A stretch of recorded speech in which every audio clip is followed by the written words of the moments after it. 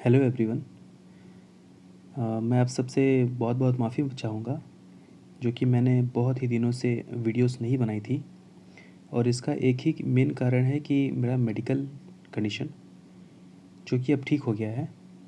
तो चलिए आज से अब हम शुरू करते हैं और मैं वादा करता हूँ कि अब से रेगुलर वीडियोस आनी शुरू हो जाएंगी आपकी। तो चलिए शुरू करते हैं। आज का जो हमारा टॉपिक है द फर्स्ट होमिनिन्स के जो पार्ट्स बचे हुए थे हमारे वो। तो इसमें से हमारी पहली टॉपिक है द फर्स्ट डेफिनिट होमिनिन्स, और जो हमारा सेकंड टॉपिक है one model of human evolution. The first definite hominins, तो इन सब के बारे में, होमिनिन्स के बारे में पहले आपको बता चुका हूँ। तो अब वहाँ से आगे हम कंटिन्यू करेंगे। Although some doubt remains about the status of Ardipithecus as a hominin genus, there is no doubt that the Australopithecines, member of genus Australopithecus, and Paranthropoids, member of genus Paranthropus, were hominins। तो जो कि हमारा आर्डिपिथेकस के जो homogeneous थे आर्डिपिथेकस, उनके बारे में कुछ डाउट्स थे जो भी पहले के हमारे एंथ्रोपोलॉजिस्ट थे या फिर जो भी हमारे रिसर्चर थे, उनके मन में कहीं ना कहीं एक डाउट होता था कि आर्डिपिथेकस जो एक हमारा जीन है होमिनिन का, क्या वो वाकई में होमिनिन्स मतलब ये हमारे होमो के ही पूर्वज थे या नहीं, ऐसा उनमें डाउट था। लेकिन जो हमारे ऑस्ट्रेलियोपिथेसिन्स हैं, जो कि ऑस्ट्रेलियोपिथेकस जिसके बारे में मैंने आपको बता चुका है, ऑस्ट्रेलियोपिथेकस और एक जो पैरेंथ्रोपस है, इन दोनों के जो जीन्स हैं जो कि ऑस्ट्रेलियोपिथेकस के ऑस्ट्रेलियोपिथेसिन्स है और जो पैरेंथ्रोपस के है जो पैरेंथ्रोपॉइड्स हो गया, ये दोनों में बिल्कुल भी डाउट नहीं था कि ये होमिनिन्स थे। ठीक है। यदि अगर आप में क्वेश्चंस आए या फिर क्वेश्चंस क्या, आप नॉर्मली बस एक बात याद रखना, ऑस्ट्रेलियोपिथेकस और पैरेंथ्रोपस के जितने भी जीन्स हैं उनमें ज़रा भी डाउट नहीं था कि वो होमिनिन्स थे। लेकिन जो आर्डिपिथेकस थे उनमें कुछ कुछ डाउट्स थे। कन्फर्म उन्हें हम नहीं कह सकते कि होमिनिन्स के ही जीन्स थे। Bipedalism of the Australopithecines and Paranthropoids does not mean that these earliest definite hominins were terrestrial all the time। बाइपेडलिज्म एक, हम ये नहीं कह सकते कि जैसे ऑस्ट्रेलियोपेथिसिन्स और पैरेंथ्रोपॉइड्स जो होमिनिन्स थे, अगर वो बाइपेडल थे मतलब उनके पास दो पैर से चलने की क्षमता थी उनके पास, तो हम ये नहीं कह सकते कि वो पूरे टाइम ज़मीन पे ही चलते थे। ठीक है। जैसे कि बंदर के पास भी दो पैर हैं, ज़मीन पे भी चलता है, लेकिन वो सबसे बेटर तरीके से कहाँ चलेगा, पेड़ों पे चलेगा। तो हम ये नहीं कह सकते थे कि जो होमिनिन के जो दो जीन्स थे ऑस्ट्रेलियोपिथेसिस और पैरेंथ्रोपॉइड्स, ये दोनों आपके टेरेस्ट्रियल पे ज़्यादातर टाइम पे रहते थे। All of the australopithecines including the later ones seem to have been capable of climbing and moving in trees, judging by arm versus leg length and other skeleton features। जो ऑस्ट्रेलियोपेथिसिन्स थे, यहाँ तक कि जो ऑस्ट्रेलियोपेथिकस के और भी बाकी जो जीन्स हो गए, वो सब मिल के कैपेबल थे किस चीज़ के लिए, किसी भी पेड़ पे चढ़ने के लिए, ईजिली एक पेड़ से दूसरे पेड़ पे चलने के लिए। यहाँ तक कि उनके माइंड का इतना डेवलपमेंट हो गया था कि वो यदि एक पेड़ से, यदि यहाँ अगर एक पेड़ से दूसरे पेड़ पे अगर वो लोग जंप कर रहे हैं, तो उनको जज करना चाहता कि यहाँ का जो भी डिस्टेंस है वो डिस्टेंस कितना होगा, या फिर वो कितना फोर्स लगाएंगे, या फिर उनके पैरों की जो लेंथ होगी लेग की वो कितनी होगी, जिससे कि वो एक डाल से दूसरे डाल पे चले जाए ताकि छूटे ना। वरना पता चला गए आम तोड़ने और हड्डी तोड़वा के बैठ गए। इसलिए मतलब उनके दिमाग में इतना ज़्यादा डेवलपमेंट हो गया था कि वो अपने आर्म का जो मतलब हाथों की लेंथ हो गई, पैर का लेंथ हो गया, डिस्टेंस हो गया, उस सबको फीचर को ईजिली जज कर सकते थे ताकि हम एक डाल से दूसरे डाल पे जंप कर सकें। और australopithecines included Australopithecus anamensis, A afarensis and A africanus. All of them have smaller dentition and dental musculature than the paranthropoids. जो ऑस्ट्रेलियोपेथिसिन्स हैं उनके जो कुछ टाइप्स हैं, जैसे कि A dot anamensis, A dot afarensis, A dot africanus, ये सब क्या होते थे, इनका जो डिटेंशन था, डेंटेशन मतलब जैसे बोल सकते हैं जबड़ा बोलते हैं ना, जो दांतों का पूरा सेट, वो ज़्यादा बड़ा नहीं था। जबकि पहले के हमारे एप्स थे उनके बहुत ही बड़े बड़े, जैसे एप्स को आप देखोगे तो बड़े बड़े, ऐसा लगेगा जैसे किसी को इंसान को डायरेक्ट खा सकते हैं ये जोक्स अपार्ट। तो इनका जो फेशियल का जो डिटेंशन था मतलब दांतों का पूरा जबड़ा, अब वो धीरे धीरे छोटा होने लगा था, जैसे हमारे इंसानों का है उस तरह इनका छोटा होना शुरू हो गया था। और फेस भी था उनका, और जो बाकी के भी मस्कुलर से मसल्स हो गए, फेशियल मसल्स, वो धीरे धीरे इंसानों के फॉर्म में कन्वर्ट होना शुरू हो चुका था, या फिर कह सकते हैं इनका बाकी के कंपेयर में ठीक था। Australopithecus anamensis, which may be 4.2 million years old, is the earliest Australopithecine and have been found only in northern Kenya. Australopithecus anamensis जो थे वो 4.2 मिलियन ईयर्स ओल्ड थे, और ये सबसे पहले ऑस्ट्रेलोपिथेसिन के जीन्स थे जो कि फाउंड हुए थे। कहाँ पे फाउंड हुए थे? Northern Kenya. केनिया का आप मैप जैसे अगर देखें तो अगर ये जो कि अफ्रीका हो गया आपका, और यहाँ मेडागास्कर है, तो यहाँ पे आपका वो केनिया पार्ट है, और ये सबसे पुराने ऑस्ट्रेलियोपिथेसिन का जीन्स थे। Other hominins found in East Africa from 4 million to 3 million years ago and are classified by most paleoanthropologists as belonging to the species Australopithecus afarensis। मैंने आपको यहाँ बताया सबसे पहला नाम क्या था? ए डॉट एमनेसिस, ये पहला था जो कि सबसे पहले पाया गया था 4.2 मिलियन ईयर्स अगो। कहाँ पे? केनिया में। बाकी के जो एफरेंसिस हो गए या अफ्रीकनस हो गए, ये सब 4 मिलियन से लेकर 3 मिलियन के बीच में पाए गए थे, और ये सब कई सारे पैलियोएंथ्रोपोलॉजिस्ट ने इनको क्लासीफाई किया गया है। किस क्लासिफिकेशन में आया? ऑस्ट्रेलोपिथेकस एफरेंसिस, ये सब में। तो या बस आपको ये याद रखना है कि जो सबसे पहला हमारा पाया गया था वो कौन सा था? ऑस्ट्रेलोपिथेकस एनमेंसिस या फिर A dot anamensis. Australopithecus africanus lived between about 3 million to 2 million year ago, primarily in southern Africa। जो Australopithecus africanus या फिर A डॉट africanus, ठीक है, ये जो थे 3 से लेकर 2 मिलियन ईयर्स अगो तक में पाए गए थे। जैसे अभी मैंने आपको बताया था कि जो ए एमेनेसिस थे वो 4.2 मिलियन ईयर्स अगो से भी पहले पाए गए थे इसी के हिसाब से, और जो दूसरा था हमारा ऑस्ट्रेलोपिथेकस ये एफ्रिएनेसिस, ये कहाँ पाया गया था? 4.2 मिलियन से लेकर 3 मिलियन ईयर्स अगो तक। और जो हमारा अब थर्ड आता है ए डॉट अफ्रीकनस, ये 3 मिलियन ईयर्स अगो से 2 मिलियन ईयर्स अगो के बीच में पाया गया था, और कहाँ पे? Southern Africa. अफ्रीका का जो ये पार्ट हो गया नीचे एक साइड में, ठीक है। Most scholars consider 3 groups of fossil in particular to represent new australopithecine species. Australopithecus bahrelghazali, Australopithecus garhi and Australopithecus sediba. कई सारे स्कॉलर्स ने और भी कुछ फॉसिल्स पाए गए थे अलग अलग स्केलेटन टाइप के, तो उन सबको ऑस्ट्रेलोपिथेसिन की स्पीसीज में ही डाल दिया गया जिनके नाम ये हैं। ऑस्ट्रेलोपिथेकस सेडीवा के बारे में मैंने आपको पहले बता भी चुका है एक बार, तो आप पिछले वीडियोस अगर नहीं देखेंगे तो एक बार देख लीजिएगा। बाकी उतना ज़्यादा इंपॉर्टेंट नहीं है, जितनी इंपॉर्टेंट पॉइंट्स मैं आपको बताते जा रहा हूँ। तो चलिए नेक्स्ट पे आते हैं। बगल में आप एक इमेज है, आप उसमें ऑस्ट्रेलोपिथेकस गेरही जो आपका सेकंड पॉइंट है उसको आप देख सकते हैं। जैसे इनका डेंटल मस्कुलर देखिए, फेस की जो हड्डियां हैं, फेस का जो है बोन्स, उसके सापेक्ष में देखेंगे तो इनका जबड़ा है थोड़ा छोटा होने लगा था, लेकिन दांत अभी भी बड़े थे इनके, ये ज़रूर ध्यान रखिएगा आप। और उसके बाद एक आता है Kenyanthropus platyops, a nearly complete 3.5 million years old skull found in western Kenya. Western Kenya जो मैंने आपको बताया था ये अफ्रीका है, तो यहाँ पे जो केनिया है मेडागास्कर, तो यहीं से जो एक और पाया गया था वो 3.5 मिलियन ईयर्स अगो के आसपास था, जो इसका स्कल पाया गया था आपका वेस्टर्न केनिया में, और इसका नाम क्या था?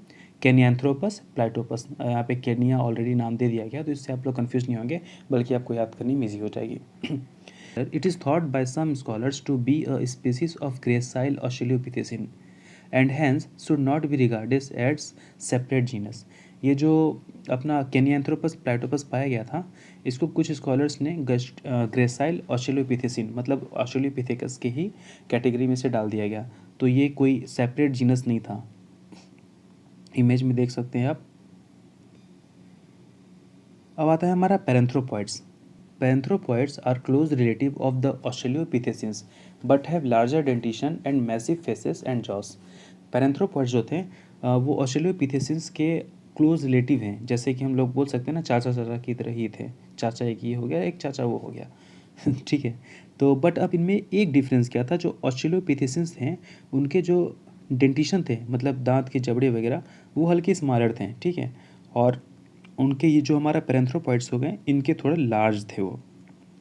ज़्यादा डिफरेंस नहीं था, बस यही था। और इनका फेस और जॉस, जो हमारा बाकी के जो फेस हो गए, पूरा दांतों का सेट डेंटिशन, और मैसिव फेसेस जो चेहरा हो गया भरा, और जॉस जबड़े, ये सब क्या होते थे, इनके थोड़े बड़े लगते थे। मतलब देख सकते थे कि ये एप की तरफ ज़्यादा दिखते थे और वो इंसानों की तरफ ज़्यादा दिखते थे। The earliest paranthropoid is Paranthropus aethiopicus which lived in eastern Africa between 2.7 and 2.3 million years ago. तो सबसे पहले जो पैरेंथ्रोपॉइड्स पाया गया था वो कौन सा था, पी डॉट एइथोपिकस। और हमारा जो ऑस्ट्रेलोपिथेसियंस में कौन सा पाया गया था, ए डॉट एमिनेसिस। ठीक है, जो कि 4.2 मिलियन ईयर्स से भी पहले पाया गया था। कहाँ पे पाया गया था, वो केनिया में। और ये जो पैरेंथ्रोपस एथोपिकस है वो 2.7 से 2.3 मिलियन ईयर्स अगो में पाया गया है। ये भी सबसे पहला पैरेंथ्रोपॉइड्स था। और कहाँ पे पाया गया है, ईस्टर्न अफ्रीका में। Most paleoanthropologists think that the later paranthropoids, who lived between 2.3 and 1 million years ago, consist of two species, the East African species Paranthropus boisei and the South African species Paranthropus robustus। तो जो पैलियोएंथ्रोपोलॉजिस्ट थे उन्होंने बाद में पैरेंथ्रोपॉइड्स के बारे में सोचा कि जो इसके आगे के मतलब 2.3 के बाद और 1 मिलियन ईयर्स अगो के बीच में दो और स्पीसीज मिले गए थे, स्कल्स वगैरह इनके या फिर बोन्स पूरा, तो वो दो स्पीसीज में उसको कैटेगरी कर दिया गया था। जो अफ्रीका का स्पीसीज था या फिर ईस्ट अफ्रीका जिसे बोल सकते हैं, जहाँ से हमारी ये पहला वाला पी डॉट एथियोपिकस पाया गया था, उधर के एरिया से जो पाया गया था उसके नाम दे दिया गया पी डॉट बोइसई या फिर पैरेंथ्रोपस पैरेंथ्रोपस बोइसई। और जो साउथ अफ्रीका के साइड पाया गया था उसे पी डॉट रोबस्टस के नाम से जाना गया, पैरेंथ्रोपस रोबस्टस। आप इमेज में देख सकते हैं ये जो पी डॉट एथियोपिकस है, जो कि हमारा सबसे पहले पाया गया था पैरेंथ्रोपॉइड का ग्रुप का ईस्टर्न अफ्रीका में 2.7 मिलियन ईयर से 2.3 मिलियन ईयर्स अगो के बीच में। अब हमारा स्टार्टिंग करते हैं। अब हम लोग जितने भी हमने बताया ये तो हमारा ओवरव्यू था। अब हम शुरू करते हैं एक एक पॉइंट से जानना। तो पहला हमारा पॉइंट आता है ऑस्ट्रेलियोपिथेसिस, जिसका फर्स्ट है ऑस्ट्रेलियोपिथेकस एनामेंसिस, जिसके बारे में मैंने भी बताया कि इसे केनिया में पाया गया था और ये सबसे पहला ऑस्ट्रेलियोपिथेसिस था। ठीक है, जो कि 4.2 मिलियन ईयर्स हो गए इसकी टाइम पाया गया था। तो the earliest australopithecine species is A anamensis which has been found in several location in northern Kenya and is dated between 3.9 million years ago and 4.2 million years ago. ये मैंने just अभी आपको बताया तो इसको दोबारा बताने की जरूरत नहीं समझता मैं, फिर भी बता देता हूँ एक बार कि ये सबसे पहला ही ऑस्ट्रेलियोपिथेसिस था जो कि 4.2 मिलियन ईयर्स अगो के आसपास पाया गया था। कहाँ पे, नॉर्दर्न केनिया में, अफ्रीका के। अब दो हमारा सेकंड आता है ऑस्ट्रेलियोपिथेकस एफ्रेंसिस। इसके बारे में भी मैंने बताया था आपको, जो कि 3.2 मिलियन ईयर्स अगो से 3.9 मिलियन ईयर्स अगो के बीच में जो भी पाया गया था ये अराउंड, ये हमारा सेकंड था ये Australopithecus afarensis. A afarensis is perhaps the most well represented Australopithecus species. ये बहुत ही अच्छे तरीके से रिप्रेजेंट किया गया था, ये सबसे वेल तरीके से जिसे बोल सकते हैं, या फिर एग्जाम्पल के इनका जो बोन था या फिर जो इनके रिमेन्स थे वो बहुत ही ज़्यादा मिले थे या फिर अच्छे क्वालिटी में मिले थे। The remains of at least 35 individuals have been found at another site Hadar in Ethiopia. Ethiopia में ही लगभग 35 इंडिविजुअल्स के आपको रिमेन्स मिले थे। ठीक है, एफ्रेंसिस जो भी थे, ए डॉट एफ्रेंसिस इनके। Paleoanthropologist Donald Johanson found 40% of the skeleton of a female hominin. He named her Lucy. Lucy probably lived 2.9 million years ago. तो पैलियोएंथ्रोपोलॉजिस्ट जिसका नाम था डोनाल्ड जॉनसन, उन्होंने एक स्केलेटन पाया था, एक हड्डी का ढांचा, जिसका लगभग 40% इनको हिस्सा मिल गया था। और वो एक फीमेल होमिनिन थी जिसका नाम था लूसी। लूसी पे कुछ शायद मूवीज़ में भी इनका पार्ट दिखाया गया है। ये कह सकते हैं दादी अम्मा जी थी हमारी, बहुत ही पुरानी, जो कि लगभग 2.9 मिलियन ईयर्स अगो के टाइम पे रहती थी वो। और उस टाइम के जो फीमेल्स थी उनका ज़्यादातर वज़न ज़्यादा नहीं था, सिर्फ और सिर्फ मैक्सिमम 65 पाउंड के आसपास इनका वेट होता था। और ज़्यादा से ज़्यादा 3 फुट या फिर 3 फीट से ज़्यादा इनका हाइट होता था, बस ज़्यादा नहीं हो सकता था। और जो मेल होते थे हमारे, मेल्स की जो वज़न है वो 90 पाउंड्स के आसपास रहती थी और हाइट 5 फीट, उससे ज़्यादा नहीं होते थे, या फिर अगर हो गए तो यूनिक केसेस। एवरेज 5 फीट थी। आज हमारा 5.5 5.4 ये सब एवरेज ऐसे चल रहा है। फिर सेकंड आता है और थर्ड आता है Australopithecus africanus. In 1925 Raymond Dart, professor of anatomy of at the university of Witwatersrand in Johannesburg, South Africa presented the first evidence that an erect bipedal hominin existed in the Pliocene epoch. Australopithecus africanus south Africa में जो एक जॉनसनबर्ग area है वहाँ पे इसे पाया गया था और इन्हें किसने ढूंढा था? रेमंड डार्ट ने 1925 में। इन्होंने बताया कि ये एक ऐसा स्पीसीज मिला जो कि पूरी तरह से इरेक्ट था, मतलब इन जो कि बाकी जैसे हमारे चार पैरों पे चलते थे कोई भी जानवर, उसके बाद धीरे धीरे क्या हुए, हल्का सा ये झुक के चलना शुरू किए पैर वैर के साथ, ठीक है, और हाथों से जो भी करते थे। लेकिन अब जो इनका मिला, आप इमेज में देख सकते हैं कि परफेक्टली ये इरेक्ट हो गए थे। अपने काम करने के लिए इनका आर्म हो गया, आर्म इनका अभी भी लंबा था और जो हड्डियों की थी वो ज़्यादा फास्ट दौड़ने लायक नहीं थी, हाँ, लेकिन क्लाइंबिंग के लिए काफ़ी अच्छी थी। तो इनमें कुछ डेवलपमेंट आया और ये खड़े होना शुरू किए, ठीक है, फेस हो गया और ये, ठीक है। The estimated cranial capacity for the various finds from Taung and skeleton the estimated cranial capacity for the various finds from Taung and Sterkfontein in between 428 and 485 cc. तो जो इनके क्रेनियल कैपेसिटी मतलब ब्रेन का जो capacity थी, cranial capacity जिसे हम बताते हैं बुद्धिमत्ता, ये 428 से 485 के बीच में थी। आज हमारा लगभग काफ़ी ज़्यादा है, 400 सॉरी 1800 के आसपास, आज हमारा 1800 से ऊपर है। तो उस टाइम इनका बुद्धि की जो विकसित थी, कितना विकसित हुई थी, 428 से 485 के बीच में। आप इमेज में देख लेना उसे। फिर हमारा जो सेकंड टॉपिक आता है हमारा पैरेंथ्रोपॉइड्स, ठीक है। ऑस्ट्रेलोपिथेसियंस के बारे में हमने पढ़ लिया, अब हमारा आता है paranthropoids. The paranthropoids lives in eastern Africa and in southern Africa from about 2.7 million to 1 million years ago. Paranthropoids were found first in South Africa caves. जैसे कि अगर ये हमारा अफ्रीका का अगर मैप बताएं तो ये आपका ईस्टर्न अफ्रीका इधर हो गया और आपका ये साउथ अफ्रीका हो गया। तो इस वाले पार्ट में और यहाँ पे ये पैरेंथ्रोपॉइड्स पाए गए थे। टाइम पीरियड क्या था इनका? 2.7 से 1 मिलियन ईयर्स अगो के बीच में पाए गए थे। और ये सबसे पहले कहाँ पे पाए गए थे? अफ्रीका के जो केव्स थे वहाँ पे इनके रिमेन्स वगैरह पाए गए थे हमारे। तो इनमें से हमारा जो पहला क्लासिफिकेशन है कौन सा है? वो Paranthropus aethiopicus. P dot aethiopicus is the earliest and also the least known of the paranthropoids. P. aethopicus is represented by a small group of fossil found in near northern Kenya and southern Ethiopia dating between 2.3 million years ago to 2.7 million years ago। जो P. aethopicus थे ये सबसे पुराने इस मतलब पैरेंथ्रोपॉइड्स का जो species है सबसे पुराने, सबसे पहले इनको पाया गया था। और जो ये होते हैं P. aethopicus क्या थे? ये बहुत ही छोटे छोटे ग्रुप्स में इनके फॉसिल्स मिले थे हमें। कहाँ पे मिले थे? नॉर्दर्न केनिया में मिले थे और साउदर्न इथोपिया में। और जो टाइम पीरियड था इनका 2.3 से लेकर 2.7 मिलियन ईयर्स अगो के बीच में मिला था इनके। अब बगल में इमेजिन आप वो देख सकते हैं, पहला था ए एमनेसिस का था और दूसरा ए फ्रांसिस। इमेज शायद यहाँ पे गलत जगह पे लग गई है, तो ये आप उस टाइम देख सकते हैं जिसके बारे में हमने ऑस्ट्रेलोपिथेकस के बारे में बताया था, ऑस्ट्रेलोपिथेसिंस के बारे में, उन्हीं की इमेजेस हैं। नेक्स्ट चलते हैं, हमारा जो सेकंड आता है फिर पैरेंथ्रोपस रोबस्टस। अब बगल में आप देखना एक चार्ट है जो कि अलग अलग टाइम पीरियड पे कौन सी ब्रांच से कितनी स्पीसीज निकली वो सब है। आप एक बार उससे ज़रूर वहाँ पे रुक लेना पॉज करके वीडियो। तो हमारा जो पैरेंथ्रोपस रोबस्टस होता है उसके बारे में हम पढ़ते हैं। A africanus and P robustus have different dietary adaptation. A africanus being an omnivore depend on meat and plants and P robustus a vegetarian with a need for heavy chewing. तो जो हमने ऑस्ट्रेलोपिथेसियंस का अफ्रीकैनस हमने पढ़ा था वो, और ये जो हमारा पी का रोबस्टस है मतलब पैरेंथ्रोपर्स का रोबस्टस है, इनका डाइटरी एडेप्टेशन बहुत ही अलग अलग था।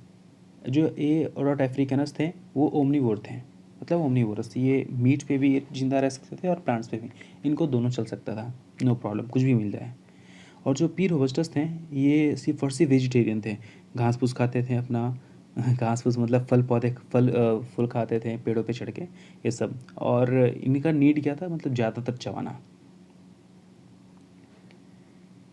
तो थर्ड आता है हमारा जो पैरेंथ्रोपस बोइसई, जिसके बारे में मैंने बताया था आपको। It was not until 1959 that his effort paid off with the discovery of Paranthropus boisei named after benefactor Charles Boise. जो इन्होंने इसको फाउंड किया था चार्ल्स बोइसई का, उन्हीं के नाम पे इसे रखा गया पैरेंथ्रोपस बोइसई। कब खोजा गया इसे? 1959 में। P. boisei lived between about 2.3 million years ago and 1.3 million years ago. Like P. robustus, it seems to have lived in a dry, open environment and ate a lot of seeds, nuts and roots. जो P boisei थे ये कि 2.3 से 1.3 million years अगो के बीच में रहते थे। और जैसा कि मैंने अभी पी रोबस्टा जो कि शाकाहारी होते थे, उन्हीं की तरह ये भी ड्राई में रहते थे और ओपन एरिया इन्वायरमेंट में ज़्यादातर रहते थे। मतलब जैसे ग्रासलैंड हो गया आपका, पेड़ पौधे भी थे और बाकी का खुला एरिया ज़्यादा था, वहाँ भी ये लोग रहते थे। और इनका डाइट में ज़्यादा क्या होता था, आपके दाने हो गए, सीड्स हो गए, नट्स हो गए, या फिर जो अच्छे से जो मीठे पेड़ों के जो जड़ें होती थी, रूट्स, वो सब खाते थे। अब आता है हमारा सेकंड टॉपिक। पूरे जो आज कंप्लीट सेशन है उसका जो सेकंड टॉपिक हमारा है, one model of human evolution. Human evolution के बारे में जो मॉडल है उसके बारे में पढ़ते हैं। A africanus is not ancestral to Homo only to one line of paranthropoids. Australopithecus afarensis is viewed as ancestor to both lines of paranthropoids and to the leading of modern humans. ए अफ्रीकानस जो कि Australopithecus का अफ्रीकानस second वाला जो था, मैंने बताया था division, ये एक होमोस के लिए एंसेस्ट्रल नहीं था, तो इसको भी आपको ज़्यादा नहीं जानना है। हमारा जो था ऑस्ट्रेलोपिथेकस एफ्रेंसिस, वो हमारा एंसेस्टर होता है। किसका किसका एंसेस्टर होता है, हमारे मॉडर्न ह्यूमंस का भी एंसेस्टर कहलाएगा वो, और यहाँ तक कि पैरेंथ्रोपॉइड्स के बारे में भी ये एंसेस्टर कहलाएगा। कौन सा, Australopithecus एफ्रेंसिस। The last common ancestor of our gene Homo was likely one of the Australopithecines. ये तो यही बस बात ये है कि जो हमारा ऑस्ट्रेलोपिथेसिन्स है, ऑस्ट्रेलोपिथेकस का, यही हमारे एक लास्ट एंसेस्टर के नाम पे या फिर कॉमन एंसेस्टर बोल सकते हैं। किसका कॉमन, और हमारा जो पैरेंथ्रोपॉइड्स ये हो गए और जो मॉडर्न ह्यूमंस हो गए, ये इन दोनों का जो एक कॉमन ब्रांच होगा वो किसका होगा, ऑस्ट्रेलोपिथेसिन्स ये है। Paranthropoids appear to represent an evolutionary lineage of hominin that went extinct about a million years ago. जो अब ऑस्ट्रेलियोपिथेसिन्स हमारा जो हमने बताया, ऑस्ट्रेलियोपिथेसिन्स यहाँ से दो ब्रांच निकली, एक मॉडर्न ह्यूमंस का और एक होता है हमारा पैरेंथ्रोपॉइड्स का। तो पैरेंथ्रोपॉइड्स वाला ये वाला जो पार्ट था ये ज़्यादा दिन तक नहीं चल पाई और ये एक्सटिंक्ट हो गई। कितने मिलियन, 1 मिलियन ईयर्स अगो के अंदर ही ये एक्सटिंक्ट हो गई थी पूरी तरह से। तो उसके बाद हमारा जो मेन बचा हुआ हमारा ह्यूमन आता है। तो ह्यूमन के बारे में भी अभी नेक्स्ट चैप्टर में भी काफ़ी चीज़ पढ़ना है। Undisputed hominins dating before 4 million years ago have been found in East Africa. वो होमिनिन्स जो कि 4 मिलियन ईयर्स अगो के पहले पाए गए थे या फिर उसी टाइम के पाए गए थे, 4 मिलियन ईयर्स अगो के आसपास, वो डेट कहाँ करते थे, मतलब अफ्रीका में पाए गए थे उस डेट पे या फिर टाइम पे। वो अनडिस्प्यूटेड थे। अनडिस्प्यूटेड का मतलब ये था कि उनमें कोई डाउट नहीं था कि हमारे ही एंसेस्टर थे या नहीं थे, वो एक होमो के ही जीन्स थे जो कि हमारे एंसेस्टर के हिसाब से कह सकते हैं। This definitely bipedal hominins are now generally classified into the genus Australopithecus. जो बाईपीडल होमिनिन थे या फिर जिसे हम भी बोल सकते हैं, ये सब हम लोग का जीनस कहाँ से आता है, ऑस्ट्रेलोपिथेकस से। और यहीं से बाईपीडल होना ये लोग अच्छे से शुरू हो गए थे और इनका जो चलने का ढंग हो गया था पूरी तरह से इरेक्ट हो गया था, झुक के ज़्यादा नहीं चलते थे। अब नॉर्मली ये लोग पेड़ों पे भी जा सकते थे, फल फूल खा सकते थे, हर एक चीज़ काम। हाँ, बस ये था कि हमारी तरह वो लोग उस टाइम कपड़े नहीं पहनते थे। At least 6 species of early hominins have been identified, and these are generally divided into two types, Australopithecines and Paranthropoids. जैसे कि मैंने ये भी आपको बताया था कि ऑस्ट्रेलियोपिथेसिन्स के 3 पार्ट्स थे। कौन कौन से थे हमारे, एनामेंसिस था जो कि सबसे पहले पाया गया था कहाँ पे, केनिया में 4.2 मिलियन ईयर्स अगो के आसपास, 3.9 टू 4.2 मिलियन ईयर्स अगो के बीच में पाया गया था। और दूसरा था हमारा ऑस्ट्रेलियोपेथिकस एफ्रेनेसिस, और तीसरा था हमारा ऑस्ट्रेलियोपेथिकस अफ्रीकानस। और जो हमारा सेकंड पार्ट है हमारा जो थर्ड में, वो पैरेंथ्रोपॉइड्स के पाए गए थे। कौन कौन से, पी डॉट एथोपिकस और पी डॉट रोबस्टस और पी डॉट बोइसई, जिसके बारे में मैंने भी आपको बताया। एक बार रिवाइज आप पीछे फिर से कर लेना। The large number of suggested australopithecines and paranthropoids species indicate that diversity was prevalent among early humans. तो अब इनकी स्पीसीज इतनी ज़्यादा हो गई थी हमारी, या फिर ऑस्ट्रेलोपिथेसिस और पैंथ्रोपॉइड्स की 6 क्लासिफिकेशन, यहाँ तक कि जितनी खोजे गए हैं और भी कई क्लासिफिकेशन हो सकते हैं। तो इससे ये हमें पता चलता है कि उस टाइम अब डाइवर्जन शुरू हो गया था। अलग अलग स्पीसीज, क्योंकि हमारी स्पीसीज जनरेट होना शुरू हो गए थे, उनमें डेवलपमेंट आना शुरू हो गया था, ब्रांचेस बनने शुरू हो गए थे, कह सकते हैं एक डाइवर्स नेचर स्टार्ट हो गया था। One idea about the apparent diversity of first hominin may reflect an adaptive radiation, a dispersal and divergence of bipedal hominins to this dynamic environmental condition. तो ये कह सकते हैं एक डाइवर्सिटी जो आना शुरू हो गई थी पूरी तरह से। तो इसकी कई सारी रीजन थी। पहला तो एक हमारा दिमाग का विकसित बड़ा होना शुरू हो गया था, क्रेनियल कैपेसिटी बढ़ना शुरू हो गई थी, और दूसरी बात, इन सब में क्या था, एडेप्ट करना शुरू कर दिया था किसी भी चीज़ को। जैसे ठंडी से गर्मी की मौसम चेंज होना, या फिर गर्मी से ठंडी, या फिर बरसात, ये जो भी मौसम चेंज होना शुरू किया था। अब जैसे पहले का क्लाइमेट बहुत ही कोल्ड होता था, धीरे धीरे हॉट होना शुरू हुआ, तो ये अपने आप को एडेप्ट करना सीख गए थे, जिस वजह से इनका क्रेनियल कैपेसिटी भी बढ़ा, दिमाग विकसित हुआ, और इनके शरीर में कई सारे बदलाव आए। हाथ और पैर, मतलब ये सब अब दो पैर पे चलना शुरू हो गए हैं, इरेक्ट हो गए हैं, दौड़ना सीख गए हैं, पेड़ पौधे जज करना सीख गए हैं, कहाँ से कहाँ किस डाल पे कूदना, हर एक चीज़ इनमें डेवलपमेंट शुरू हो गया। The Australopithecines have relatively smaller teeth and jaws and include A. eminensis, A. afarensis and A. africanus। अभी जिसके बारे में मैंने बताया कि ऑस्ट्रेलोपिथेसिन्स के जो आपके ब्रांचेस थे तीनों, इनके जो जबड़े वगैरह थे वो सब बहुत ही छोटे होते थे, ज़्यादा बड़े नहीं होते थे, इंसानों से ज़्यादा मैच करते थे, और इनके जो दांत वगैरह भी थे वो भी छोटे थे। और पैरांथ्रोपॉइड्स जो थे उनके जो 3 कैटेगरीज थी, P aethiopicus, P robustus and P boisei. इनके जबड़े थोड़े बड़े बड़े थे और दांत बाहर की ओर लंबे लंबे निकलते थे। तो अब नेक्स्ट टॉपिक में मैं फिर से बताऊंगा, नेक्स्ट अपना चैप्टर स्टार्ट करेंगे। तो आज के लिए बस इतना ही, और आपको अगर ये वीडियो पसंद आया हो तो प्लीज़ आप इसे शेयर करें, लाइक करें, सब्सक्राइब करें। Thank you so much.